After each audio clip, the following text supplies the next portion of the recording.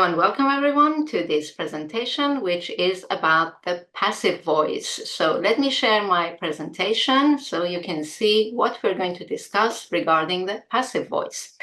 There are two common questions I get. The first one is, when should we use the passive voice? And the answer is very simple to that. It's when we don't know or don't need to mention who performs an action. So let's look at the example. If your active sentence is someone left the window open last night, when we don't know who that someone is, it's more appropriate to use the passive voice and say the window was left open last night.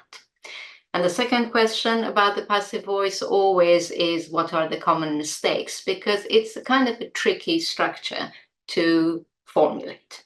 So you've got the answer to the first question. Now, for the answer to the second question, let's review briefly how we formulate the passive voice.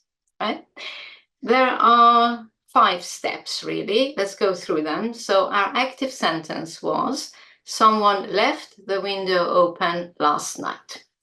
The first thing to do is to remove the subject, which is either unimportant or unknown, things like someone, they, we, not knowing exactly who we're referring to. So we remove that, replace that. So step 2 is replace that by the object of your sentence. In this case, the window. The action was performed on the window, and that's why it's called the object of the sentence. So you put the window at the beginning. You replace someone by the window.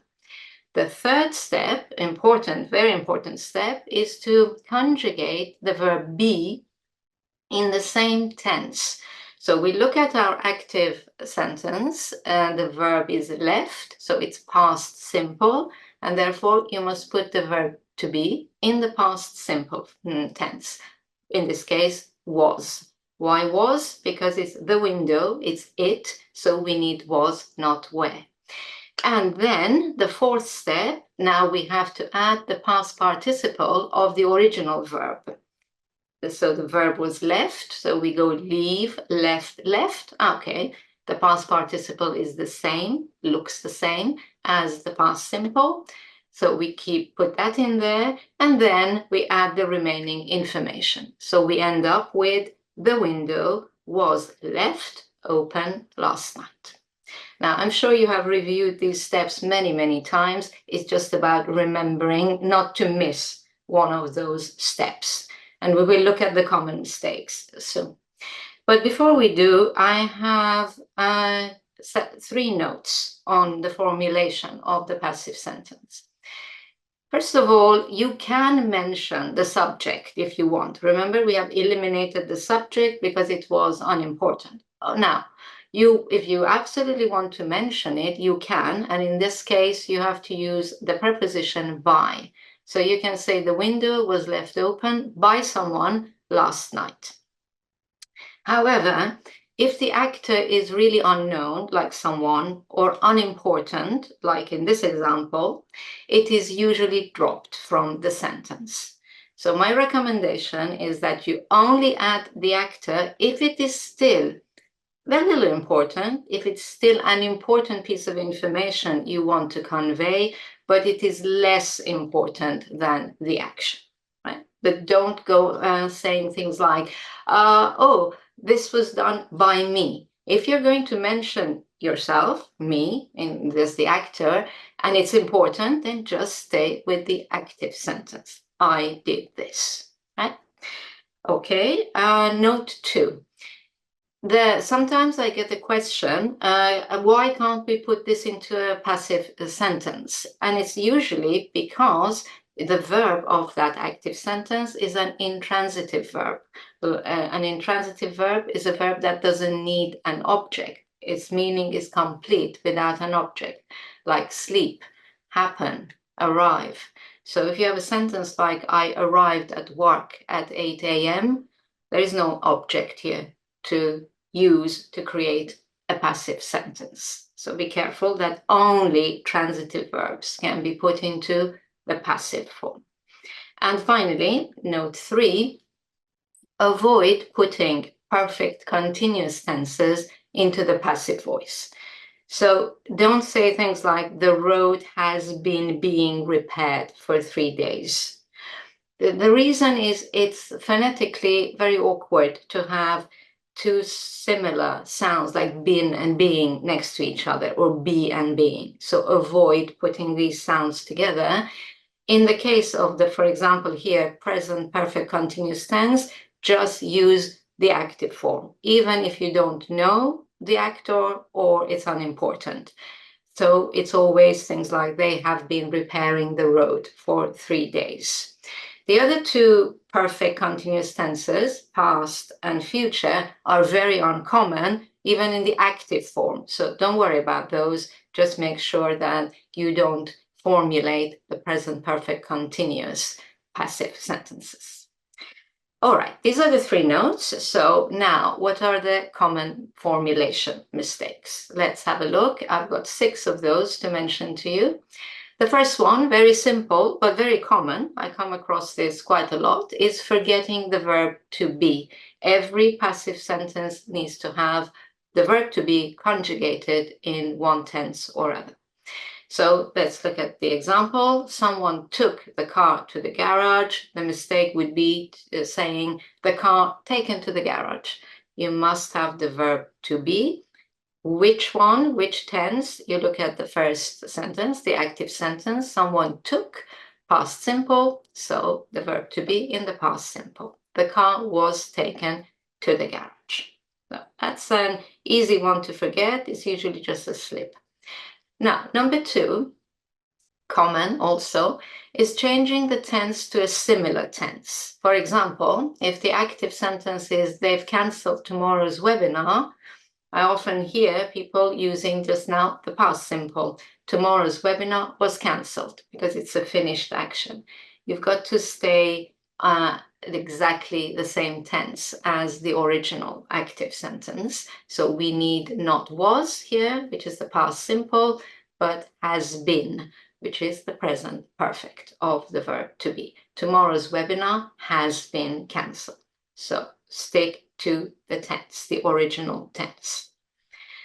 Number 3 is forgetting the preposition in a prepositional or phrasal verb. If the verb has a preposition, make sure you keep it in the passive sentence. I often see this dropped. So we have examples of prepositional verbs, listen to, rely on, etc., or phrasal verbs, pick up, look after, etc., and the preposition must stay. So examples, active, we can't rely on public transport. Public transport can't be relied on. You finish with on. Phrasal example, the gardener is looking after the garden. The garden is being looked after. The preposition stays right next to the verb. Okay.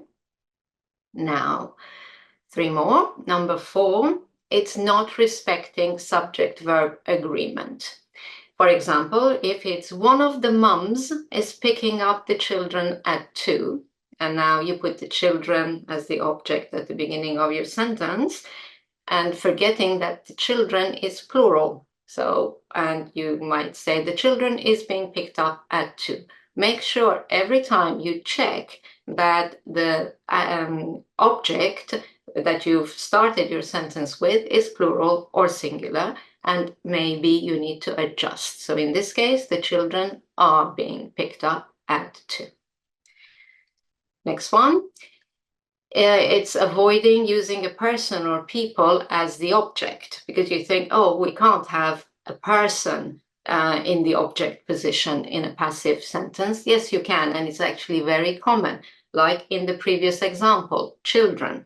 So the object of a verb can be a person or people, and in English it's really common actually to create a passive sentence with a person or people as the object. For example, someone told John here is the object of the verb tell, that he had won a prize. So a very common sentence would be John was told that he had won a prize. A little note on this topic, on this mistake, is that a sentence, an active sentence, may have 2 objects. a person and a thing. And in this case, you have a choice. You can use either the object or the person. But again, the person is more common, interestingly. For example, if the sentence is they offered Mary a promotion, so you have Mary as the object and a promotion as the object. The better sentence, passive sentence, would be Mary was offered a promotion.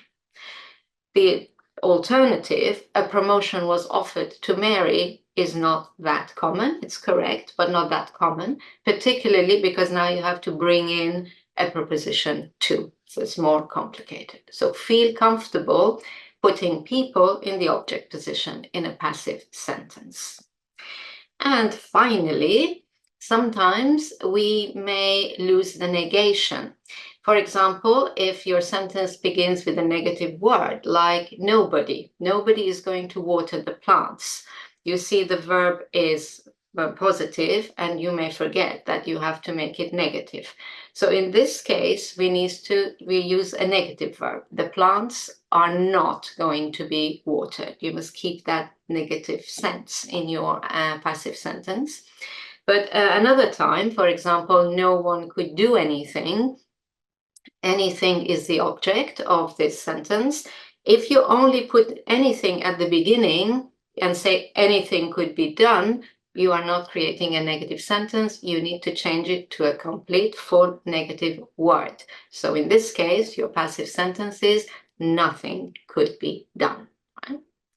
Right, so that's the end of the presentation. I hope it has answered your two questions: when to use the passive voice, only if the actor is unknown or unimportant, and how to avoid the common mistakes, which I hope you are now familiar with. I hope you've enjoyed this lesson. For more on this topic, click here. Remember to also check out my complete online course, and don't forget to like and subscribe. Thank you for watching, and happy studies!